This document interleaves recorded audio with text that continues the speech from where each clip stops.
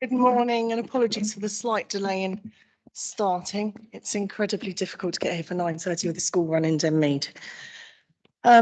So please can I welcome everyone to this meeting of Scrutiny in the Local Plan Advisory Group today. The time is 9:40 on Thursday the 29th of September. For those listening and watching, my name's Councillor Caroline Brooke and I'm Chair of the Scrutiny Committee. I have a few housekeeping points to make before we begin. Please can I advise that the open parts of the meeting are being audio recorded and live streamed from the Council's website. In addition, a video recording of the meeting is being made and will be publicly available shortly afterwards. For those in the room, please can I ask that you speak clearly and remember to use your microphones. And for any members online, please can I ask that you mute your microphone and turn off your camera. Please can everyone ensure that mobile phones are switched off or are on silent. And for those of us in the room, in the unlikely event that it's necessary to evacuate the building, the fire alarm will sound. Please follow any instructions given to you by the staff and fire marshals, and all fire exits are marked by the green exit signs. Please proceed quickly and calmly to the assembly point in Abbey Gardens. Can I firstly thank the members of the public for attending today? We have two sessions for public participation, the first in a few moments to take contributions regarding the local plan topics, and a second this afternoon to take contributions regarding the local plan site allocations. Before we start each public participation session, I'll confirm who I have on my list to speak and will call each person in turn to come forwards to the desk and make their contribution. Each member of the public will have 3 minutes and each councillor will have 5 minutes. A countdown timer will appear on the screen in front of you to show you the amount of time you've had left. Just to explain to everyone, this is a joint scrutiny committee and local plan advisory group. The room is set up so that on this side there are members of the scrutiny committee and on the other side are the local plan advisory group. And on the table down there we have the cabinet members who also sit on the local plan advisory group. Sitting here with me is the Vice Chair and the officers who will be supporting us today. Before we go to the agenda, I just want to clarify the purpose of this meeting to all committee members about our role and purpose today. I'll ask officers to expand on this in the introduction. So the Council has laid out a timetable in its local development scheme for the adoption of a new local plan, which covers the period up to 2039. As part of the plan making process, what's known as Regulation 18 local plan needs to be produced alongside an integrated impact assessment. This is the first draft of the new plan for public consultation. It's intended to refer to the Cabinet on 18th of October along with the IIA for agreement to undertake a 6-week consultation period between 2nd of November and the 16th of December this year. Today we have our first site of that Regulation 18 plan. And fundamentally, we're being asked as a scrutiny committee and local plan advisory group to look at its policies and concentrate on whether we consider that it is appropriate to proceed the consultation stage as scheduled. So the sorts of questions being asked today, therefore, should relate to how these policies have been prepared, drawing on evidence base for local plan making, including the IIA, and considering the last public consultation undertaken in 2021. We're considering whether policy response set out in the Regulation 18 plan is suitable to address the key issues which need to be covered. I would ask, therefore, that we focus our efforts on these substantive areas such as technical issues or there's fundamental flaw in the thinking behind some of the policies, given the size and breadth of the document we need to conclude in the meeting today. We also have the draft Cabinet report, so may wish to raise questions and make comments regarding this document, but again, we should focus on the key issues it covers. So just to clarify, this meeting is not to look at whether we like the policies, whether we like the allocations, it's to look at whether this is fit to go out for consultation. The officers will be capturing our main points and they will probably fall into one of 3 categories.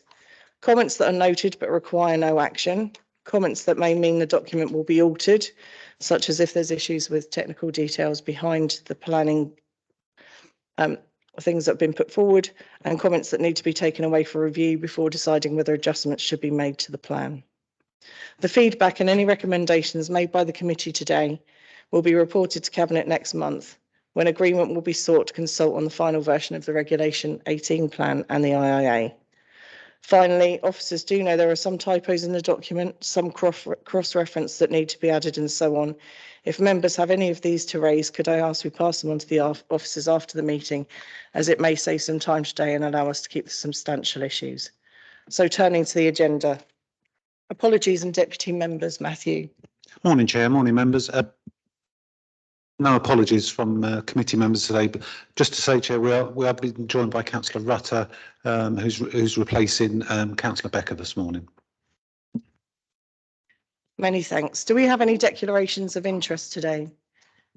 Councillor Cupp. Yes, Chair. I'd like to declare a disclosable pecuniary interest in two Shilar sites in Denmead, and the monitoring officer advice is that I should leave the meeting for the session on site allocations. Councillor Todd. Yes, I need to declare a personal but non-pecuniary interest as a county councillor, since obviously there's an overlap with county council policy areas. Councillor Porter. Oops. Well, isn't it? I also need to declare a personal non-pecuniary interest because I'm also a county councillor. Thank you, Councillor Porter. Can I just test this again before we go? You've got a duff one. I've got a double. While Matthew sorts out your microphone issues, I'd like to invite Adrian Fox to give a brief introduction to us, if I may. Thank you, Chair. Good morning, everybody, and welcome. My name's Adrian Fox. I'm the Strategic Planning Manager at Winchester City Council. So very briefly, in terms of obviously why we're discussing today, producing a local plan is one of the most important undertakings the council should do. The local plan sets out the long-term vision and the strategy for how the area will develop in the future and the policies that will shape development across the district outside the area of the South Downs National Park. The local plan addresses a wide range of strategic planning matters, as well as right down to the finer details of development management policies for individual sites. It is based on a range of evidence base that's available on our Winchester City Council website, and as the Chair outlined, it covers the period 2019 to 2039. We are now at a very important stage because we've taken into account comments that were raised during the Strategic Issues and Priorities consultation, and we produced a Regulation 18 plan, and it's based around a number of topics which we'll go through this morning. One of the biggest challenges is climate change, and we put this at the heart of the new local plan, and there is the first topic, carbon neutrality and low carbon infrastructure. In recognition that we have got a climate emergency, we have included energy efficiency standards that are based on the London Energy Transformation Initiative for residential development to ensure that new homes are built to net zero carbon. Equally important is achieving high quality and well-designed places and raising the bar on design, and which is a critical part of placemaking and also an integral part of climate change. And a key feedback that we got from one of the workshops that we did with Design South East was that good design follows a process. One of the key requirements of the Regulation 18 plan is to identify land for housing, but it's not the only issue. And the government standard methodology is obviously set at the moment at 715 dwellings per annum, but that could well change again next year. The housing strategy itself in the Reg 18 local plan is based on the feedback from the SIP consultation, which primarily mirrors the development strategy in the existing local plan. The situation regarding affordable housing remains a key priority, and the overall requirement will be to achieve 40% as a proportion of market schemes. However, a key change with the preparing this local plan is that we need to do local plan viability assessment. And a key part of that is testing any policy requirements in terms of monetary cost and making sure, obviously, that we can demonstrate that they are still deliverable, all the policy things that we require. And alongside the preparation of the local plan, as the Chair has mentioned, is an integrated impact assessment. That's a really important document because it helps to inform and provides a critical assessment of the policies in the new local plans and how they can be improved. And that's done at this stage of the local plan and the Reg 19 stage. And finally, the preparation of the local plan has involved a phenomenal amount of work, bringing together 3 local plan documents into one, taking on board obviously new government guidance and changes to legislation. And hopefully the document looks and feels totally different from a normal local plan. And I hope that we have a constructive discussion this morning on how we can improve the plan and make a plan that we're all proud of. Thank you. Thank you, Mr. Fox. So this morning's session, we're looking at consideration of the local plan topic chapters. So we'll start the session with public participation. From my list, I have the following people registered to speak. So if I call your name, could you confirm that you're here, please? Mr. John Hearn. Thank you. Councillor Wallace, Councillor Bolton and Councillor Pearson. Is there anybody here that believes they've registered to speak this morning whose name I haven't called? No, good. So, Mr. John Hearn, if I can welcome you to come forward and speak with us.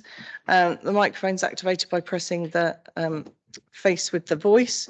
You'll have 3 minutes to make your contribution and a time will appear on the screen in front of you. Many thanks. Thank you, Chair. I'm speaking today on behalf of the City of Winchester Trust. We will be commenting in a lot of detail later, and these are just interim observations. Earlier this year, we met senior officers and councillors to talk about the policies in the plan, and we were told that it would be possible to provide hooks on policies for a subsequent production of a citywide plan, an urban design framework for Winchester. We were told that it couldn't be done now because Winchester movement strategy proposals had not been finalised and there wasn't time, and to do it now would interrupt the programme of the local plan. This Regulation 18 consultation plan makes no mention of a citywide plan. It doesn't even include Winchester movement strategy as a document in the listed evidence base in the plan. In the section in the plan development in Winchester town surroundings, there are a series of coloured plans. Don't be fooled, this is not a citywide plan. This is an interpretation from the workshops that took place with Design Southeast. They are imprecise, they're vague, and they should not be taken as a city plan. It's the Trust's view that there should be a specific policy in that section of the plan, development in Winchester town and surroundings. And it should say something like this: the council will prepare a detailed citywide urban design framework once Hampshire County Council and Winchester City Council have published detailed proposals which address the priorities of Winchester movement strategy. Second point I want to make, under the sustainable travel and active travel section, we would like to see an additional policy that refers to development in very sustainable sites within the city centre. It should say something like this: in respect of very sustainable city centre development sites, there should be a presumption against providing on-site parking for residential employment and other uses. Developers will have to demonstrate a need for any parking provided rather than a demand. Thank you, Chair. Many thanks, Mr. Hearn. Does anybody have any questions for Mr. Hearn? Oh, thank you for your time this morning. Councillor Wallace, if you'd like to come forward and speak to us now, and of course you will have 5 minutes.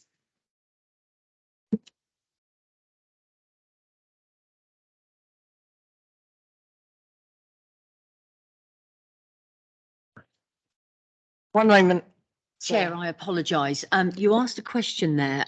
When the members of the general public or fellow councillors ask these questions, will we be given a copy of those questions that they've asked, please? Because that was a very interesting 3 minutes that was spoken there, and I was scribing away very quickly, but I would like to see those questions, if I may. Would that be today? We won't be able to receive that today, but we will be able to transcribe that for you. Thank you, Chair. Thank you. Councillor Wallace. Thank you, Chair. The local plan is one of the most important undertakings of the council. It sets out both where and how houses will be built in Winchester up to 2039, and the climate emergency needs to be at the heart of this plan. If we continue following a business as usual approach, studies have shown that by 2050, England would use up 104% of the country's entire carbon budget on just building houses. Therefore, it's vitally important that how we build houses changes, both to minimise the carbon impact of the building itself, plus the ongoing impact from heating our homes. The UK has the least energy efficient housing stock in Europe. 19% of carbon emissions come from heating buildings, and we're still building homes that will require retrofitting. The impact of poorly insulated homes is having a massive impact during this cost of living crisis. It's vitally important that lessons are learned and that going forward, we only build homes that are suitable for the future. Over the next few weeks, I'm sure that we'll all be reviewing in detail the contents of this draft plan. For myself, there are particular details that I'm concerned about, including how we roll in house building improvements through the life of the plan, how we address biodiversity, and amongst others. However, as part of this review, I would ask everyone in the room to consider the wider carbon impact of any recommendations so that we can work towards a more sustainable future. Thank you, Councillor Wallace, much appreciated. Councillor Bolton?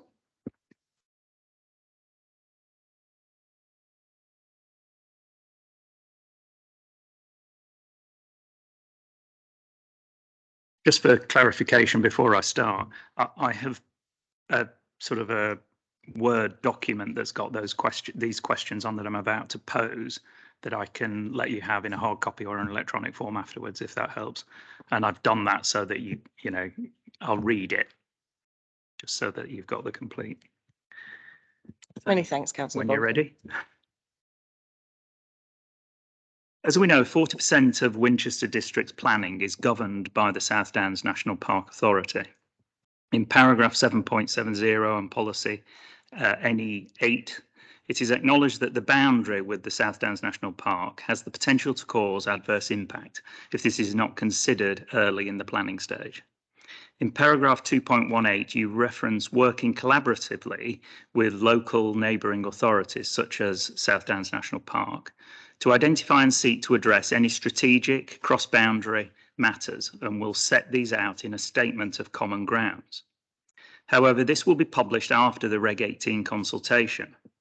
Because of the potential impact this could have on settlements and parishes which straddle both the Winchester District Authority and South Downs National Park Authority, it is important we understand in detail the framework for approaching this at the Reg 18 stage.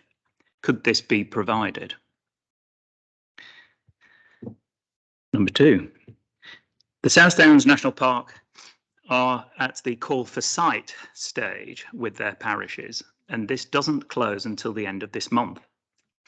So Winchester City Council and South Downs National Park are on different timelines for the development of their respective local plan updates.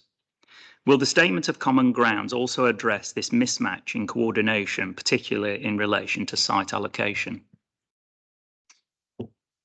Number three, in view of the climate emergency, paragraph 4.40 promotes utility scale ground-based solar arrays. Has consideration been given to the competing need to also promote food security in these uncertain times, and how is this being addressed? Number four, T1, T2 and paragraph 6.25 imply that the strategy is not to allocate provision for private car parking in residential developments wherever possible. Not even e-cars, it would seem, based on proximity to transport links, etc. Do you not think that provision for adequate parking needs to be made where those planned developments are designed for families? And how will this be addressed in the document? Thank you. Many thanks, Councillor Bolton. Councillor Pearson.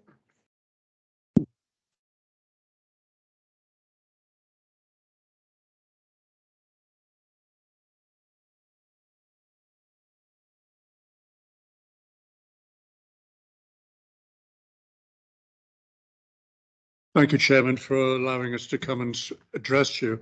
And to the authors, Adrian, and I presume Steve as well next door to you, and for the Cabinet for actually publishing this document, which is very useful when you try to criticise what the local plan might be.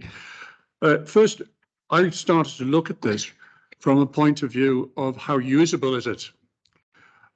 Readability, because people, general public, as well as experts, are going to be using this plan in order to consider planning elements that go to impact us on the future. An element of this was addressed by Steve Overcheck, sat at the front there, when we were looking at the present local plan, and he pointed out that if we're going to take on board climate change, and yes, even then we were considering it, he pointed out that the design features of housing were going to change. Now, this doesn't seem to be picked up within the local plan, although to a degree, as John Hearn behind me has just spoken, actually refers to elements of that. The NPPF, for example, refers to the possibility we might have to expect 3-floor housing in the centre of our settlements. Indeed, recently there have been articles in the Times referring to the height element of buildings. Again, this is not mentioned.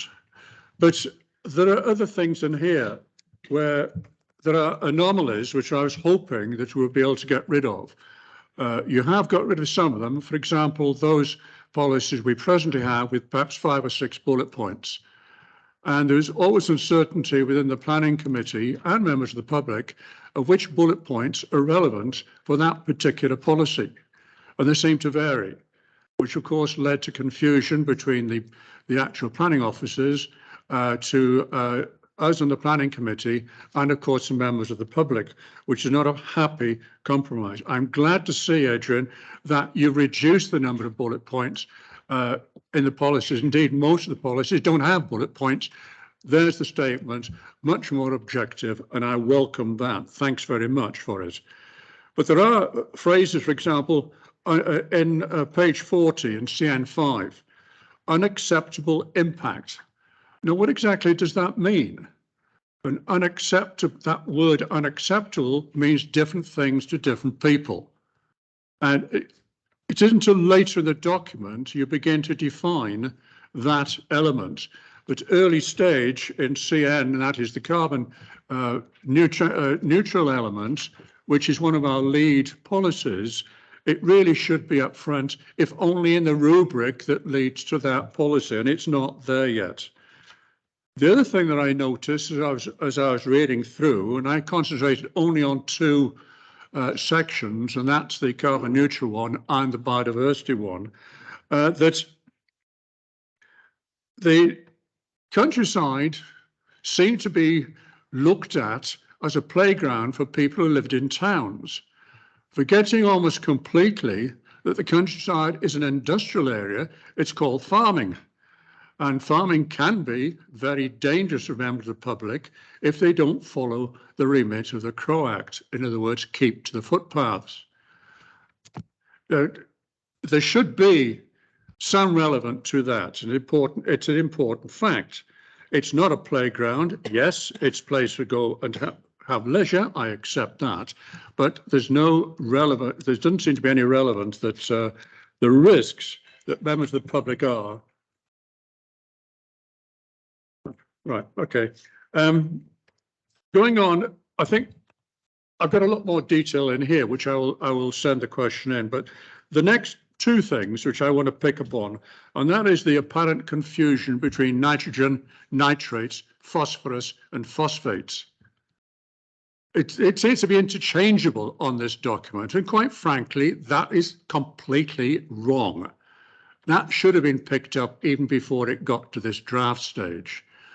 I won't go into the detail of what it's wrong about it. You should look it up and change it, please. You've got a farmer over there. He can define it quite clearly, Councillor Cutler. he can define the differences and the relevance. And it certainly becomes relevant when we're talking about the ration of 100 litres per person a day of fresh water in the future. That is the remit that the water boards have. And the final thing, as the time's running out, the list of gypsum traveller sites, I'm afraid the numbers of pitches you have in that list are wrong. So please update that list. Otherwise, it's going to be ignored because it's irrelevant. Thank you, Chairman. I will send you the rest of the questions. And I would say only concentrating two elements. I will look, as Mr. Hearn has said, at the rest of it in more detail and send it in to you all.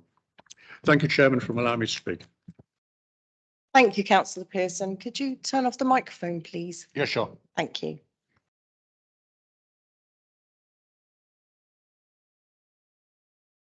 Could I ask officers who've been busily scribbling down the points from our speakers' public participation, if they could address the points raised by the members of the public and the councillors this morning before we go on to our introduction? Would that be possible? Adrian, is that passing to you?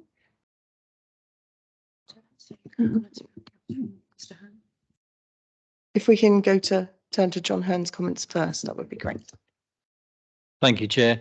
Yeah, Mr. Hearn's raised a point about what we tried to do with the design topic is to enable a hook to enable a supplementary planning documents to come forward. And obviously the government's talked about design codes. We've had discussions about whether or not it's appropriate to prepare a neighbourhood plan for the town. We don't think that is. And we've tried to provide hooks in there to allow supplementary planning documents to come forward. And I think obviously that's in the plan because there's more design policies in the in this draft regulation 18 plan than the previous local plan. And I think obviously the sustainable and active travel, we have obviously got the policy in the local plan that says obviously that you need to demonstrate on site, obviously to do with the site characteristics about the level of car parking, because we thought it was wrong to actually set car parking standards in the local plan like we have in the previous local plan.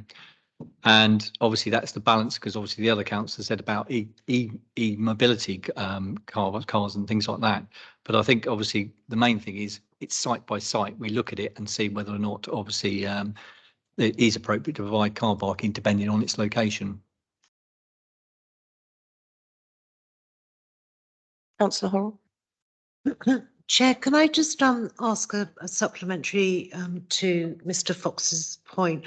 I think Mr. Hearn was making reference to the movement strategy, and I noticed that there are a couple of documents that we are sort of wedded to, and I believe as a total council we are supportive of. One is the movement strategy, another is the Central Winchester Supplementary Planning document.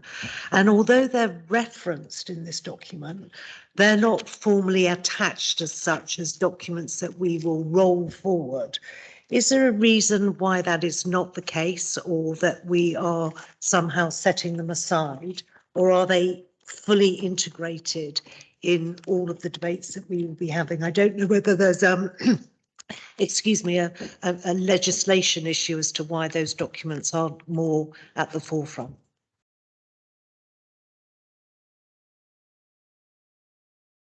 Perhaps I can answer that. We have certainly cited them in the document. I know, for example, the movement strategy is in there and we've made reference to it, and it is part of the evidence base for the local plan. But I don't know, obviously what we don't want to do is duplicate what the movement strategy says. We want to take the essence of it and obviously build on that. But obviously I wouldn't want to duplicate verbatim what the movement strategy says, because the movement strategy is what it is and will be updated accordingly. So we've certainly taken the essence of the movement strategy and bear that in mind in terms of obviously developing the topic. But I don't know whether or not that answers your question, but we have taken it into account and we will take it into account as and when it's obviously updated. Thank you. Mr. Fox, could we now turn to Mr. Wallace's comments? Councillor Wallace, apologies, Councillor Wallace. I think Councillor Wallace made the point, very important points about obviously the climate emergency and the changes to obviously what's going to happen in terms of the planned period. And that's why we have taken it very seriously in terms of obviously including a topic on it. And I don't want you to look at the carbon neutrality topic. It does come up in obviously the design topic about overheating, and the plan needs to be read as a whole. But I think obviously the plan does move forward, obviously the climate emergency significantly by addressing it by a number of new policies in the local plan. But I've got nothing else to add really. Thank you. Councillor Bolton raised some really good points. Are you able to feedback on those, Mr. Fox? I think in terms of working with neighbouring local authorities, we have a duty to cooperate. Those duty to cooperate meetings are recorded in the authority's monitoring report, which is published every year. I have regular meetings with my colleague Lucy Howard at the South Downs National Park. I'm fully aware of their call for sites, and we've had discussions about where I've had discussions with parish councils that obviously straddle the South Downs National Park, and where obviously parish councils have said to me, well, actually this is a good site, but actually it's in the South Downs National Park. So I've had those constructive conversations with the officers from the South Downs National Park.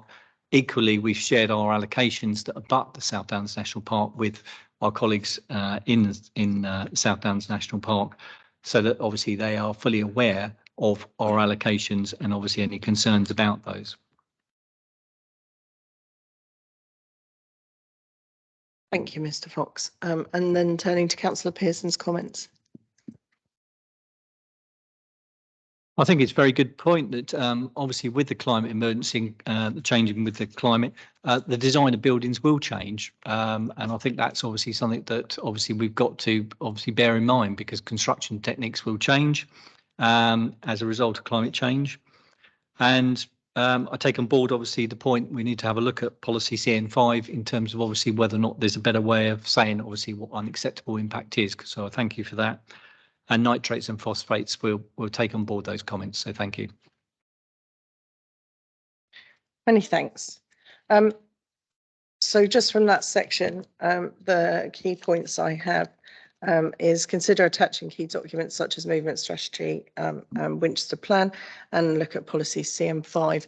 When we have the transcribed questions, if there's any other recommendations, then officers will pick those up. Councillor Porter. So Councillor Porter is our portfolio holder who's with us today. I'm going to use Councillor Lennis just to say that the comment about Gypsy and Traveller, I would undertake to check that we have got the correct data there. If there's anything that anybody feels is an anomaly, let us know, because I think we believe it's correct. So if there's an issue, let us know.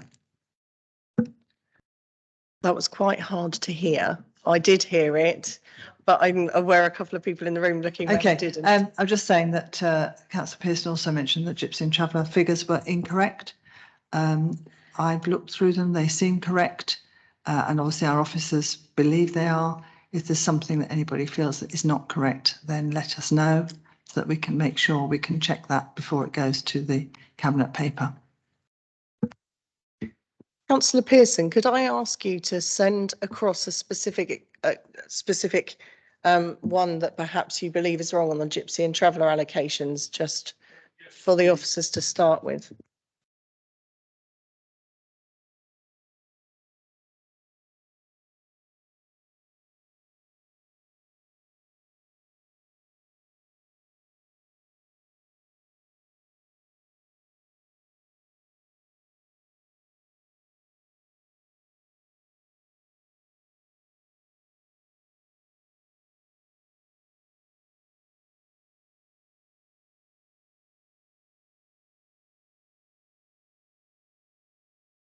Councillor Pearson, you won't be on the audio. Can you step forward to the microphone just to say this, please? I'm glad what I'm saying is worthy of being heard properly. I was looking particularly at my own village, so I've got a clear interest on that. Not complaining about the presence of the Gypsy and Travellers. What I'm saying is that the number of pictures on each site that you quote in the section on Gypsy and Travellers are not accurate. 3 of the sites where you suggest there's only 1 pitch, there are actually 6 sites. 2 of the Gypsy ones and the Traveller sites. I'm talking about travelling show people. which bear in mind quite distinctly different from the gypsies, although their sites look exactly the same. I'm not quite sure whether you've actually got all of these sites named. Cheryl Heath has got a couple of sites in there, and I didn't look in detail at that list. I'm not sure whether Cheryl Heath is there, similarly with Shedfield. So please, I don't know who did the survey, how recent it was, but it is out of date. Thank you, Chair. Councillor Porter? Perhaps we could do this as part of the section of the paper when it gets to it. I think, and also, as you requested, in writing is really helpful. Yep. We will look at it later. Many thanks. Councillor Horrell. Chair, could I just, you raise a note for us all to consider as we collate our thoughts during the day, and the point was made about the reference to the movement strategy. I did also mention the supplementary planning document for CWR, which isn't formally attached to this, which again, it's all very well referencing it. My question is, are we actually holding firm to that? And if so, can we not put a link to that document as part of our evidence base and our work? So that's a question in technical terms of the plan as it currently stands. Thank you. Thank you. I've added SPD to my consider attaching key documents such as list to make sure that it's not missed. Many thanks. So for the other points, I know that Councillor Bolton raised several and they haven't all necessarily been addressed. So I'll ask the officers specifically if they can pick up those points as we go through the morning. If the public speakers are able to send directly the questions through to us, that would be really helpful to make sure the officers haven't missed any of them in advance of this going to consultation. Thank you. So we go on to the next part, which is CAB 3357, starting at page, Councillor Cook. Thank you, Chair. Will there be a timing on that? I mean, are we talking that those questions will be sent over today, or you're going to give them a certain amount of time? If they can send them today, that would be great. Good, thank you. On to CAB 3357, starting at page 9 of the agenda pack. We'll first of all start talking about the CAB report itself. Mr. Fox, are you able to introduce this to us? Thank you, Chair. The Cabinet report sets out the key issues. It's on purpose not gone into too much detail because obviously we want people to actually read the Regulation 18 local plan. But hopefully by topic, we've identified the key issues that have changed with the Reg 18 plan compared to the previous local plan. And I think I'll just leave it at that, Chair, if that's okay, but hopefully it's succinct. You can go to town with these Cabinet reports and put everything in, but our view was realistically, we want you to actually read the Regulation 18 local plan. Thank you. Many thanks. So I'm aware probably a lot of the questions that you'd ask on this report are covered throughout the local plan, but do we have questions? Councillor Reid. Thank you, Chairman. If I may, could I thank the officers for the supplementary agenda which I got this morning, which shows where the policies are new, etc. It is a useful piece of information if you want to do cross-referencing, which is what I wanted to do, but found it somewhat difficult, and obviously due to my own circumstances, much reduced time. But I would like to thank the officers for producing this list. Thank you. Thank you. Councillor Horrell. Chair, thank you. And before I begin, I just want to say thank you to the officers. You achieve your aim of making it readable and easy to follow. So thank you for that. Thank you for the glossary and that whole formatting. It's been really helpful in following that through. So I know there's a lot of work that's gone into it, but wanted to note that and appreciate the efforts that have been made. Chair, I'm sure these questions come up in more detailed aspects of the document today, but on page 11, The London Energy Transformational Initiative, known as LETI, is obviously a standard that we're looking to pursue. And my question is really one of a better understanding as to why this scheme, this approach, rather than others, given that there are alternatives, obviously, and why this, what is the merit of this? Obviously, an important aspect, fundamental to parts of the plan. What is the merit of this versus others that we may have chosen that might be more relevant to our district? Thank you.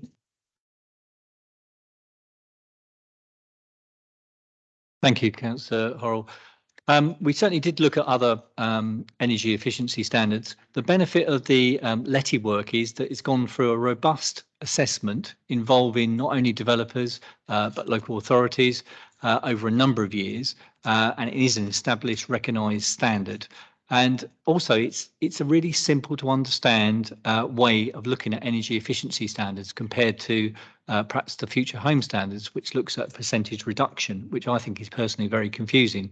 Whereas we're looking at obviously the amount of energy that a new dwelling would need to produce, which is obviously simplified in terms of the way it is, because obviously we're all used to doing meter readings, etc., which is kilowatts per hour, how much we use. And I think it's a much more straightforward way and transparent way of doing it. Other local authorities are including the LETI energy standards, and like I say, it's gone through a robust testing exercise with a number of local authorities, house builders, etc. And we were very fortunate that we had the chair of LETI actually coordinating the work. And if you want further information, the actual Etude work is part of the evidence base, and I'd encourage you to have a look at that, because, like I say, it was a robust piece of work that was undertaken, and we looked at obviously different alternatives, but it's a very simple, easy to understand approach to energy efficiency standards. Thank you. Thank you. Councillor Todd? Just add one more comment. One of the things that we liked about it as the plan was being developed, which ties into the point that Councillor Wallace made, is because it's based on outcomes and the result that you want to achieve, it allows technical innovation. It's not something where we're saying, here is how you need to build a house now in 2022, and it's going to be the same until 2039. It's saying, these are the outcomes, the outputs that you need to have for the house, the energy level, the usage of energy consumption. And if people come up with new technologies, new ways of building houses, we don't need to change the local plan, because using LETI means that construction technologies, you know, if they find cheaper ways, better ways of delivering those outcomes, they will be able to do it, and it will be consistent with our local plan. Thank you. Thank you, Jay. Just to add to what Adrian Fox has said, I mean, this is a standard which is now coming more into focus. And also, we did actually speak to government about this, because we have talked, obviously, to central government about the production of the plan. And we did raise this particular issue as well that came up, and they were pretty clear that as long as you've got, you know, evidence-based justification to it's something which you are able to do through your plan. So you don't have to, you know, just adhere to sort of previous or current standards. Thank you, Chair. Many thanks, Mr. Finch. Do we have Councillor Cook? Thank you, Chair. You refer, when you spoke, to other boroughs. Could you tell me which other boroughs are using this, please, if you wouldn't mind? Thank you. I think that's outlined in the Etude work. I haven't got that to hand, I'm afraid, Councillor Cook, but I know Cornwall, it's a combined local authority, are pursuing this, and there's various other local authorities, but that's outlined in the Etude work, but I'm afraid I haven't got it to hand here, but please have a look at the Etude work, which is on the evidence base. Thank you. Councillor Hall. Chair, thank you. You reminded us earlier that this is about the whether the document is fit for consultation. And on page 30 of the report, 14.42, I think I speak for many parish councils when I think they were rather hoping that there might be an element of presentation to them, not just an email to them, if they're on the database. Councillor Reid and I made some recommendations to the strategic planning team and the portfolio holder to engage with parishes more proactively. We know for this meeting, many have felt that there was insufficient involvement.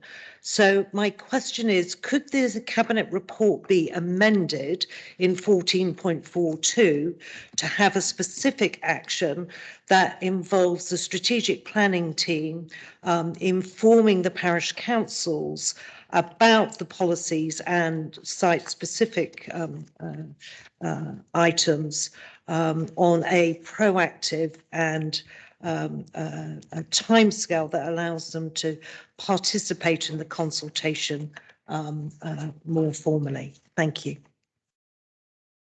Mr. Finch?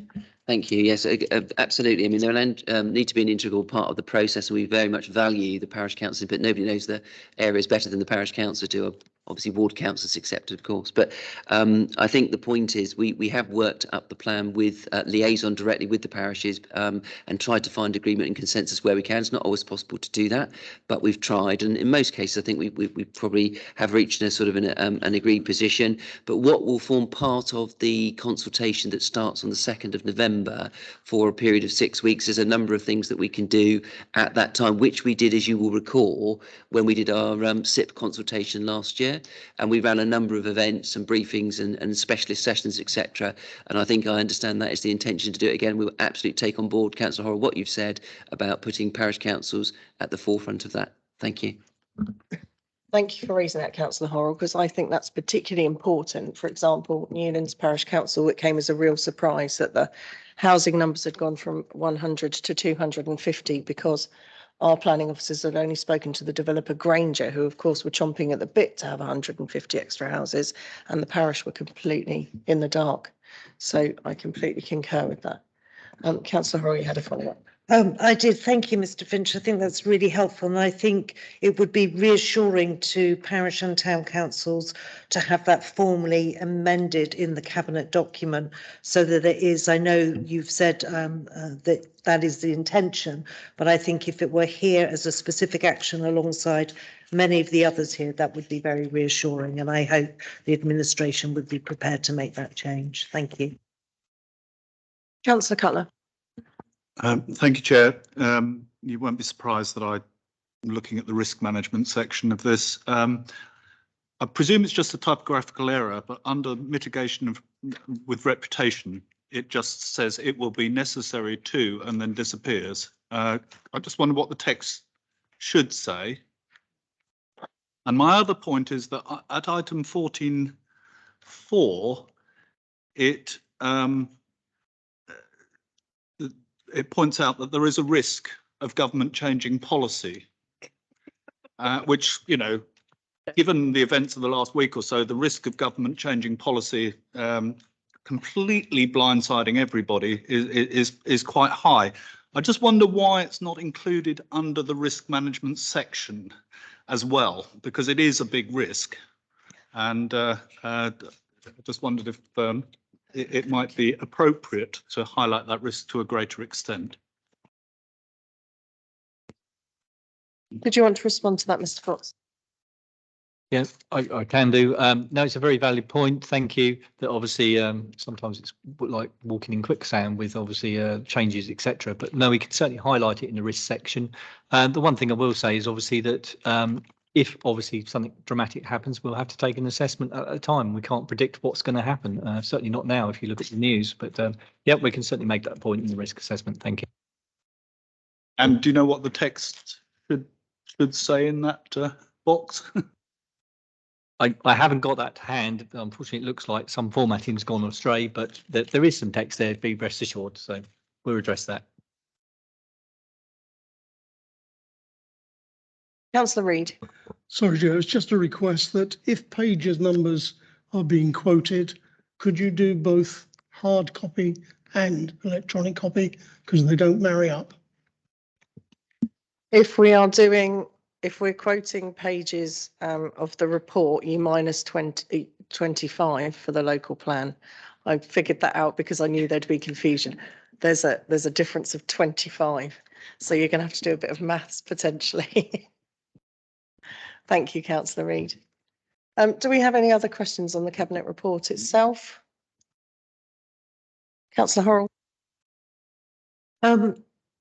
Chair, I think there's been a lot of comment throughout the Cabinet report and indeed in the main body of the Regulation 18 about access to public transport and the whole desire to promote active travel.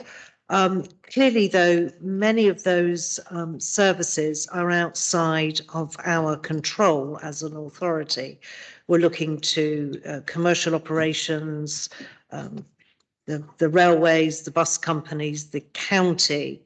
And it's not clear to me, although we make good statements about our desire, that what process are we going to use to ensure that we bring some of that to fruition, given we have to do that with others' support. It isn't simply a policy that we can apply and enforce. We're looking to others to endorse that. So how are we going to do that, Mr. Fox? I think if I can answer that, a key part of it is obviously through the design process to make sure that the site is easily accessible to, for example, bus stops and public rights of way. So obviously we can encourage obviously sustainable and active transport.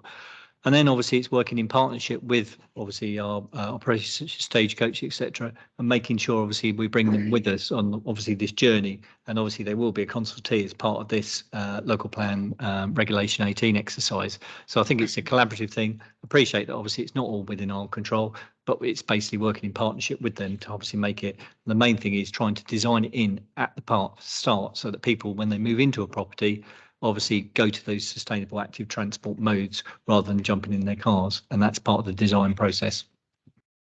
Thank you. Councillor Cook. Thank you, Chair. I'm really not sure whether this is the right time to ask, but I think it could be because it's following on from Councillor Horrell's question.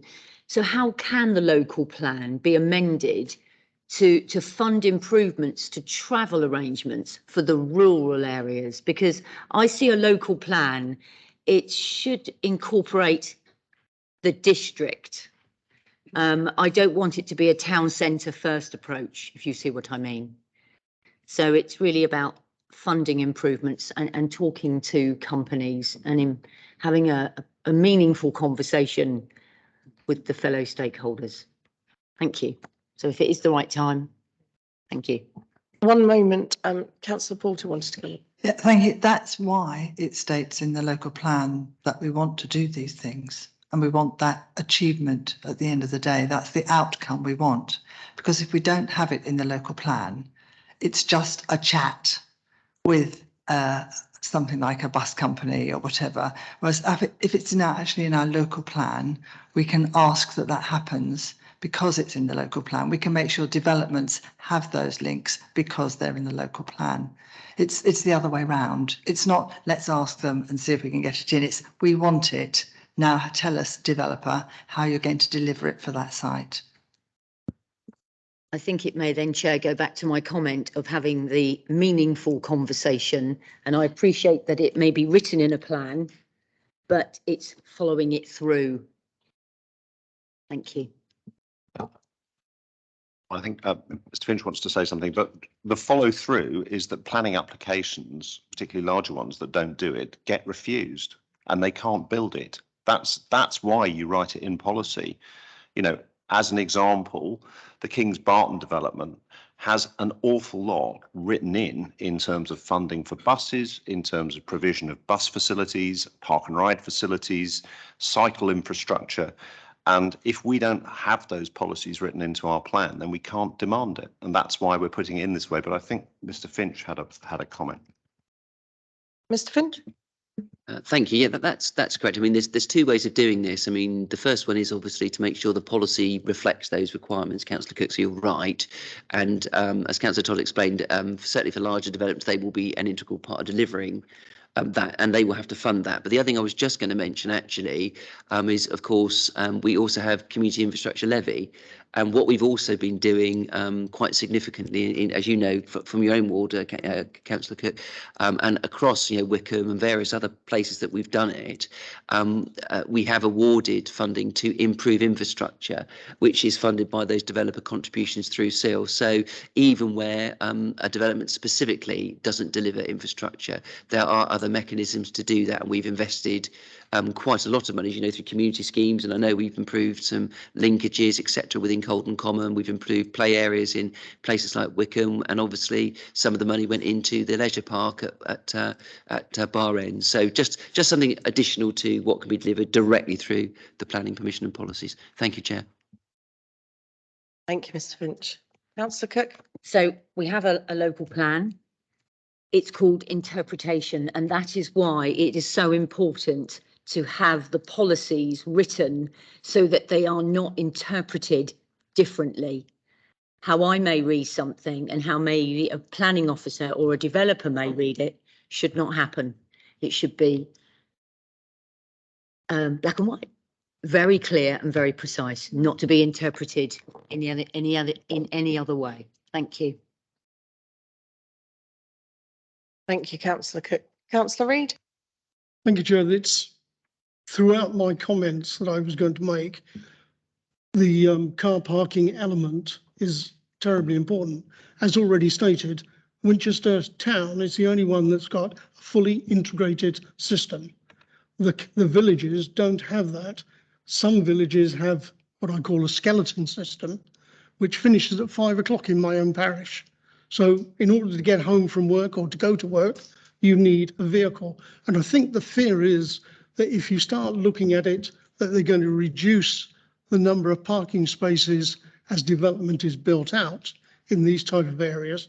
That is going to promote a much larger problem, a problem we've experienced over the last 2.5 years, since the traffic officers have been withdrawn back into the county council. Some villages, such as Southwark, doesn't have a bus service at all. We are at least 2 to 3 miles away from a bus hub at Waterlooville. I'm not quite sure how close Southwark is. It's probably a good 2 or 3 miles again in order to get to a bus stop, not a bus hub. So it's things like that being quoted in the plan that people are becoming a little fearsome that is the street parking going to increase and cause even more problems. So it's just something that I'd like to hear now, and I won't bring it up as we go through the report. Mr. Finch. Thank you, Chair. I think that's a good point. I mean, what this plan is adopting is a different approach. So what it's saying is you can't provide parking as part of, for example, residential development. But what the developers will need to do is to explain and justify the reason why they've adopted a strategy for the level of parking they want to provide. Now, obviously, the intention is not to squeeze parking or reduce it to zero where that is going to cause, clearly, as you're recognising there, Councillor, your operational problems on the highway, etc. That's not the intention of the policy. But what we've tended to move away from is something that's very prescriptive, one size fits all almost, into a policy now which is more flexible, but really then says to the developer, right, if you're going to provide X number of spaces for Y number of dwellings, what's the criteria you've used to arrive at that design? And what you'll hear probably us say a lot actually is we're trying to raise the bar on design generally. We're much stronger, I believe, in this plan, and it's all tied up with this. All of this is part of that design process. But I agree, it's really important, because just simply saying no parking in certain circumstances, depending where the site is going to cause problems, and that's not what this policy is intended to do at all. Thank you, Chair. Thank you, Mr. Finch. Councillor Todd. Yes, I mean, I think we'll have a chance to talk about this when we get to policy T2, but it is the exact opposite of what you're frightened of, which is it is exactly designed to say this is a village which has no bus service. If it's a very large development, then you're going to have to pay for one. If it's a small development and you're deciding how many car parking spaces, you need to take a different approach than the same developer might want to take in central Winchester, where we'd say there's lots of, there's lots of public transport, walking, cycling opportunities.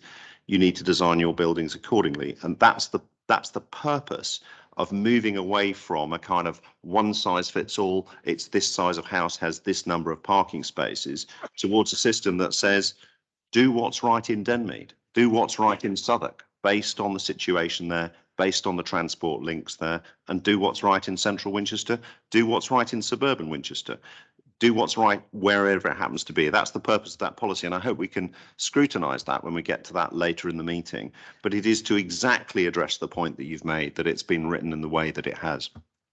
Councillor Laming. Thank you, Chair.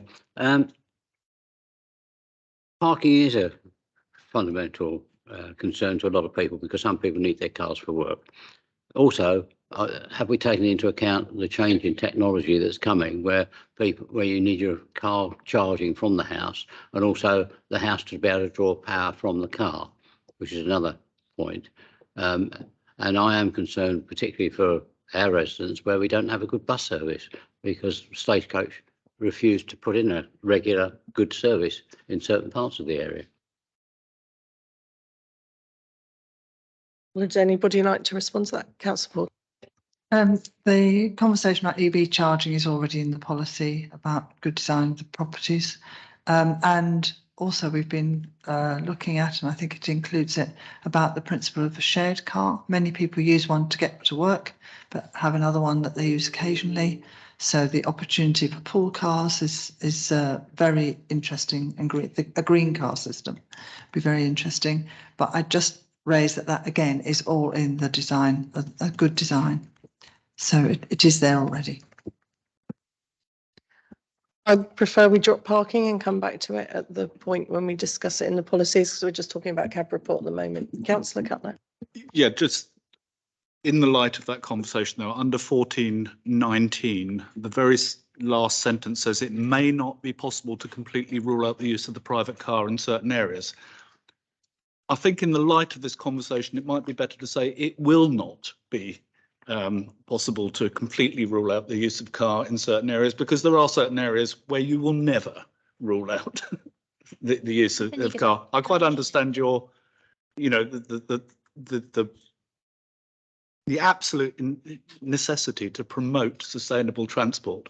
But there are certain places you will never have public transport within several miles of that area, regardless of how perfect a public transport system we have. So just to not frighten the horses to a certain extent, I would suggest rather than may not be possible, to say it will not be possible. Councillor Porter. Can I just say, who knows where we're going to be by 2039? I think we still know in Southwark they're not going to have a good bus service. Do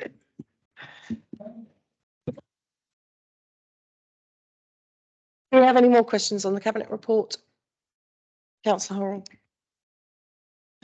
I do, Chair, and it's my old chestnut of the Partnership for South Hampshire, which I have been raising at the Local Plan Advisory Group since its inception.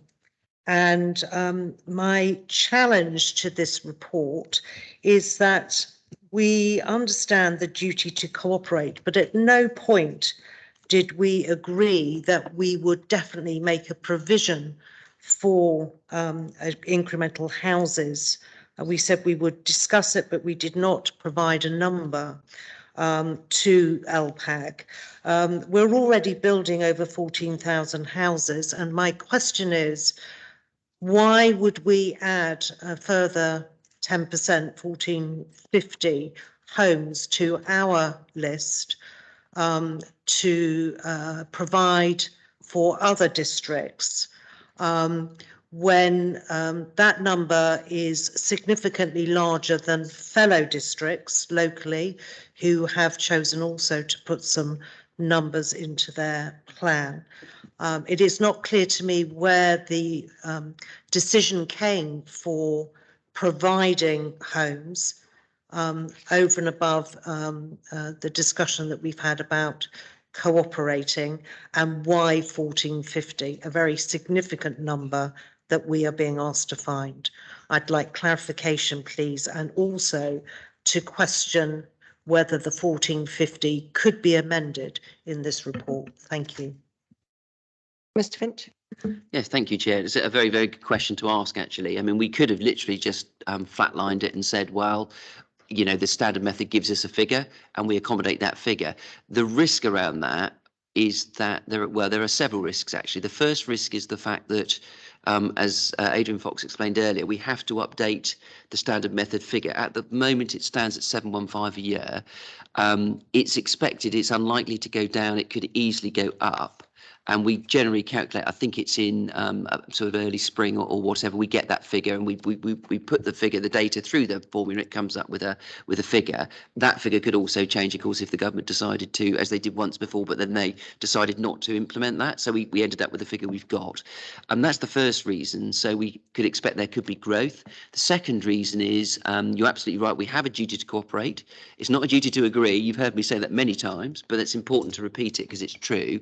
And I think the point is where we know that we should make a provision about need, whether that's done through push or whether individual authorities will respond to the Regulation 18 as they might do and say, well, it's Portsmouth or it's Southampton or wherever.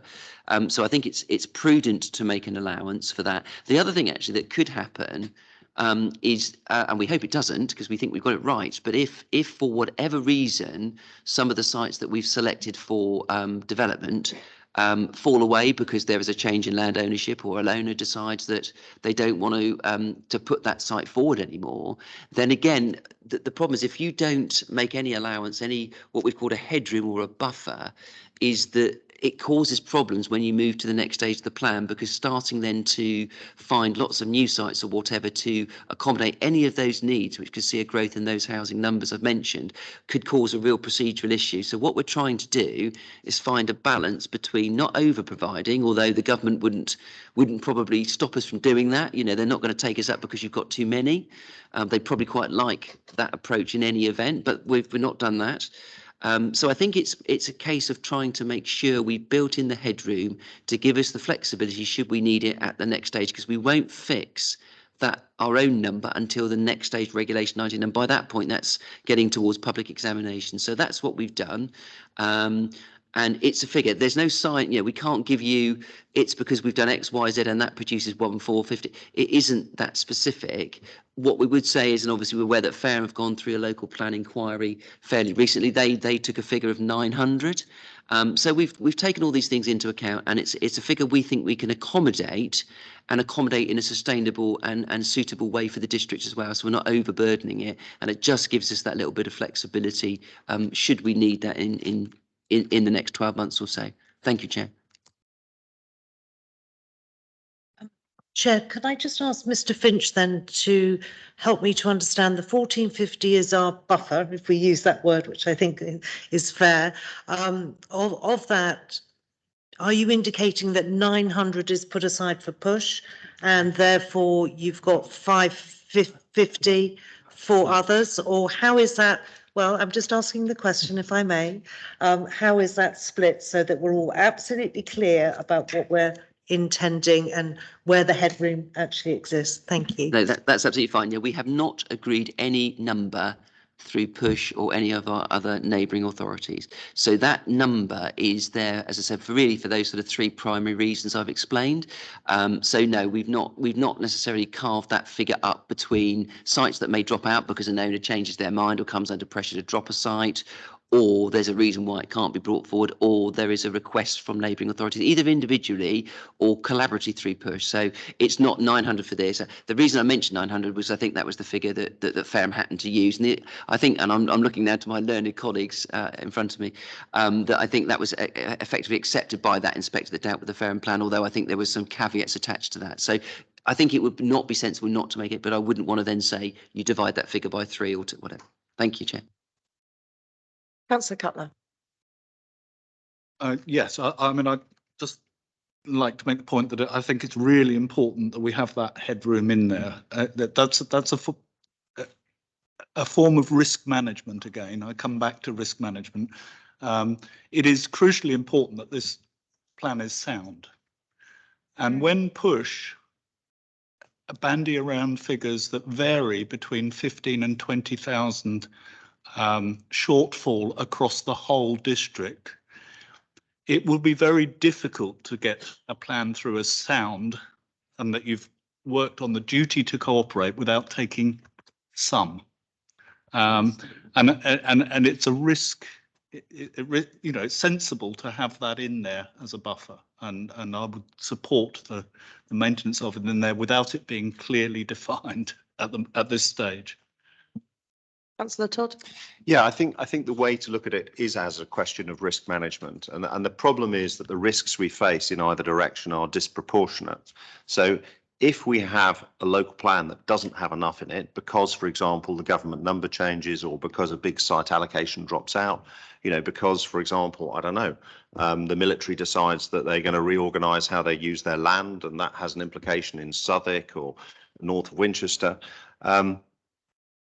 then if we don't have that buffer, the risk is we have to rerun the allocation process, and then the plan timing starts going backwards, and then we start running into problems of not having a plan, not having a valid plan, and we get the developer free-for-all. So actually, in order to manage the risk appropriately, it is absolutely appropriate to say, at a time when the government is saying they want to let rip on housing, then having an approach that says that the standard method may show an increased housing allocation to Winchester, particularly in the context of our perceived affordability, when nothing is guaranteed about the sites that come forward, and some of them could be withdrawn. And as has been highlighted, when we know that some of the local neighbouring authorities are going to have difficult meeting their housing demand, and indeed have just published their Reg 18, which explicitly says that, then we need a prudent and straight and sensible approach that gives us a small buffer and enables us to continue with the process and manage those risks accordingly. Did you still want to speak, Councillor Porter? No. Do we have any other questions on this section? Councillor Horrell? Chair, I refer back to another conversation at LPAG where the question of a Greenbelt came forward, and we were asked to consider that. And my belief, correct me if I'm wrong, officers, is that we asked whether that could be included in the Partnership for South Hampshire work and discussion. I see no mention of any of that, even as a sign off that we are not progressing, or where the Partnership for South Hampshire work is, which I understand is not helping us in running alongside our timetable. But it would just be helpful, because that was an important issue that has been lost along the way, and I don't see that articulated in the Cabinet report or the meat of the document. Thank you. Mr. Finch. Yeah, yes, thank you. I mean, I think at the end of the day, as you know, Councillor Horror, that work was predominantly being done through push because, and there's a good reason for that, because Greenbelts basically are a strategic tool that would go across boundaries. So it wouldn't really make much sense. There was really no suggestion being put forward by anybody that it would just be a Winchester District Greenbelt, for example. And that work has not progressed to a point where there is a clear direction of travel that we are going to, or that the collective, view will be that that's what's going to happen. But I can't speak for push, so and they will need to update in due course where they are with that piece of work, that commission that's gone forward, that we fed into, as did a lot of other local authorities. I mean, but having said that, I think certainly what we can say is that, and it's actually requirement of sort of part of government policy, it sets a very high bar for new greenbelts. What it basically alludes to is the fact that it expects most greenbelts have already been allocated, but that doesn't prevent you in principle from allocating a greenbelt. But as I said before, it's a strategic tool that would be easily fair, et cetera, to achieve the objective of a greenbelt in South Hampshire. And at the moment, there just isn't that, there's not an evidence base that we would be able to justify that. And I think if we try to do it on our own in any event, I suspect an inspector would want to look at that quite closely, because they would be saying, well, where's the evidence? But, and this has come from a sort of push and a wider remit, and it is a very high bar to provide for a new Greenbelt. So we can probably look to pick that up. The only reason I can't say too much more, as I say, is because Push will need to update and state its position as to where it's got with that work. But certainly they've been, I think, looking at other tools in the box aside from a Greenbelt is something we probably can say. So I certainly can't say to you, that they're going to end up with the result that a Greenbelt should be designated. I think certainly it's taking longer, and they're looking at other options as well. Thank you, Chair. Oh, I think the chair's just passed to me with Councillor Brooke has just had to leave the room. Would it therefore be acceptable to at least acknowledge that that request was made via LPAG in their previous discussions, and that work is in hand, just so that we're all technically up to speed on what is happening, accepting that it is not an activity for us, it is across districts? Yeah, I think that's fine. We can certainly reference that. Thank you, Councillor. Councillor Todd. In terms of what I suggest we do on the topic of Greenbelt is look at the outcomes that we're trying to achieve. So I've been in the room with Push talking about the Greenbelt policy, and there are quite a lot of complexities that would need to be taken into account. The first thing I would say is that what the local plan in front of you provides stronger and higher quality protection for our countryside than is possible than through a straight Greenbelt policy. All that a Greenbelt policy does is says you can't build on certain areas. Now, we actually have policies that protect, for example, we have a set of policies that provide much more protection for the countryside than that, and better quality protection. So when we're talking about items of concern, I suggest the areas we look at to try and see how we get what I would say would be better protection than a Greenbelt are things like settlement gaps, green and blue infrastructure, protecting open areas, and biodiversity. And I think that set of 4 policies will give us better protection than we would get through a Greenbelt.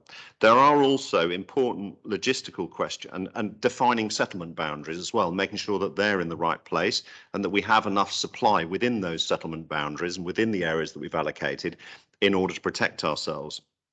The particular challenge with a Greenbelt, aside from the need, is that it requires you need to have a coherent area which is likely to cross boundaries, and it is not possible to introduce a Greenbelt as a kind of broad brush. It literally requires every single council to get their bit of the Greenbelt through in their local plan in a coordinated way. And where we start to have difficulties is, for example, some of the Greenbelt proposals that have been put forward. A lot of them have been defined around the Push area. A lot of them, the CPRE Greenbelt stopped south of Winchester. Now, one of the primary objectives of Greenbelt is to preserve historic settings, cities in their historic setting and their rural setting. A Greenbelt that doesn't include Winchester, which the Push one, a potential Push one wouldn't, and the CPRE one wouldn't, is a policy that I personally would strongly oppose. The idea of putting in place a Greenbelt that basically says all the development for South Hampshire has to start from an area 6 miles south of Winchester and be built north from there is not something of any interest at all. The second issue is that the government hasn't agreed any new Greenbelts. They've agreed adjustment to Greenbelts, but they haven't agreed any new Greenbelts because of the high policy standards for decades. So this is an extremely hard policy to get through, and the risk is that we'd be leaving our countryside unprotected while we were going through that process. One of the problems with the Greenbelt is that you need to demonstrate for every single community in the district, not just land supply to 2039 as we are doing, but until at least 2055. And you effectively blight that land that is not in the Greenbelt almost with immediate effect, because you've effectively said that in the long term, this 2 local plans worth of land supply is not protected by a Greenbelt. We can actually protect it more strongly than that up to 2039 with our settlement gap policies, for example, and the other policies that we have. So it is extremely difficult to implement. It's effectively impossible when you start looking at what it would take to have a wider South Hampshire Greenbelt. It is effectively impossible to implement. And I would stress that the discussions at Push are deliberately and consciously looking at a wider range of tools as to what would be suitable to protect our countryside.